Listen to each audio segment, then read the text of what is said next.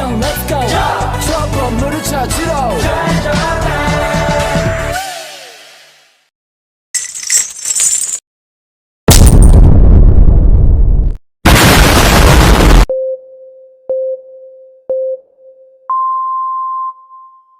Assalamualaikum warahmatullahi wabarakatuh.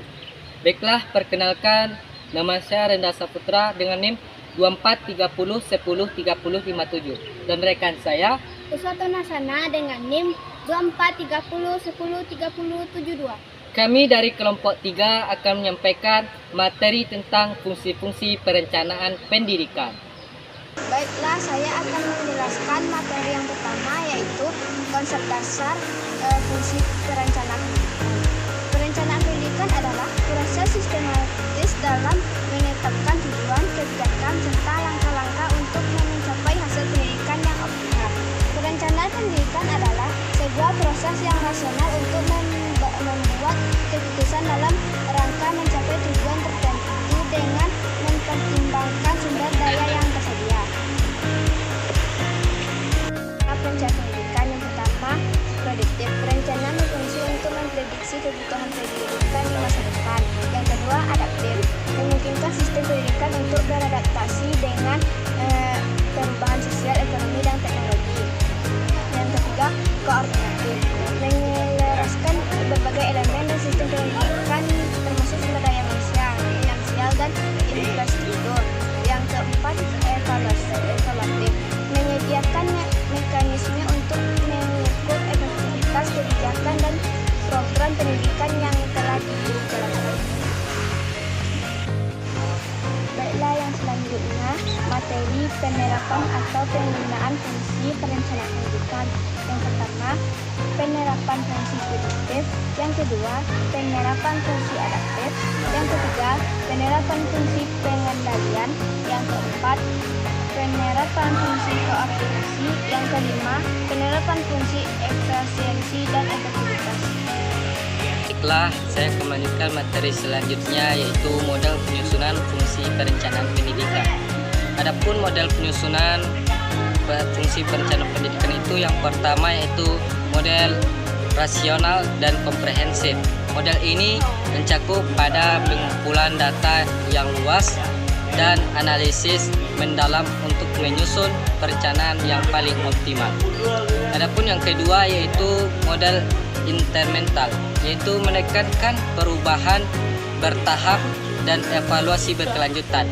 Yang ketiga yaitu model partisipatif, yaitu melibatkan pemangku atau kepentingan seperti guru, orang tua, serta murid.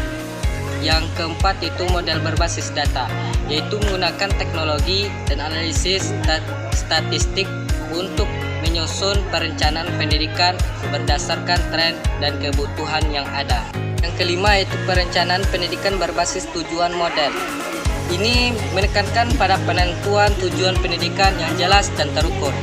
Yang keenam yaitu perencanaan pendidikan partisipatif, yaitu model ini melibatkan berbagai pemangku kepentingan dalam proses perencanaan, termasuk guru, siswa, orang tua, dan lain sebagainya. Yang ketujuh yaitu perencanaan pendidikan sistematis.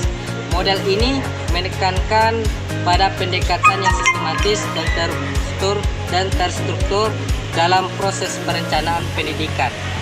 Baiklah, adapun materi selanjutnya itu prosedur, proses, dan tahapan fungsi perencanaan pendidikan. Materi selanjutnya yaitu proses perencanaan pendidikan. Yang pertama itu perencanaan strategis, yaitu menentukan visi, misi, dan tujuan pendidikan jangka panjang dan lain sebagainya. Yang kedua yaitu perancangan yang taktis, yaitu mengembangkan strategi dan program untuk mencapai tujuan strategi.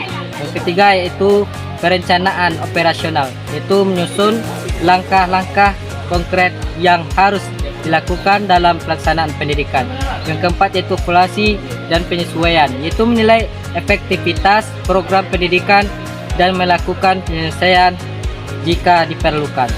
Selanjutnya yaitu tahapan perencanaan pendidikan, yaitu yang pertama menganalisis situasi, yaitu mengaktifkan kondisi pendidikan saat ini dan termasuk tantangan dan peluang yang ada.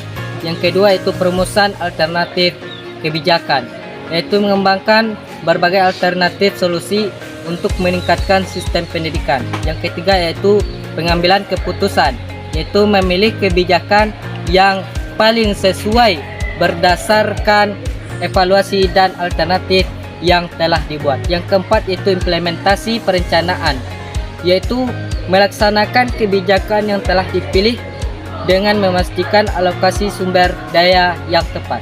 Yang kelima yaitu monitoring dan evaluasi, yaitu memantau jalannya program pendidikan dan melakukan revisi jika diperlukan. Sekian materi kelompok dari kami. Kalau ada kesalahan mohon bicarakan baik-baik, bukan malah pergi mencari yang lebih baik. Kesepian tanpa kekasih cukup sekian, terima kasih. Jangan lupa subscribe ya, dan like and comment serta share-nya ya teman-teman. Semoga bermanfaat bagi kita semua. Amin amin ya rabbal alamin. Kami sudahi dengan Assalamualaikum warahmatullahi wabarakatuh.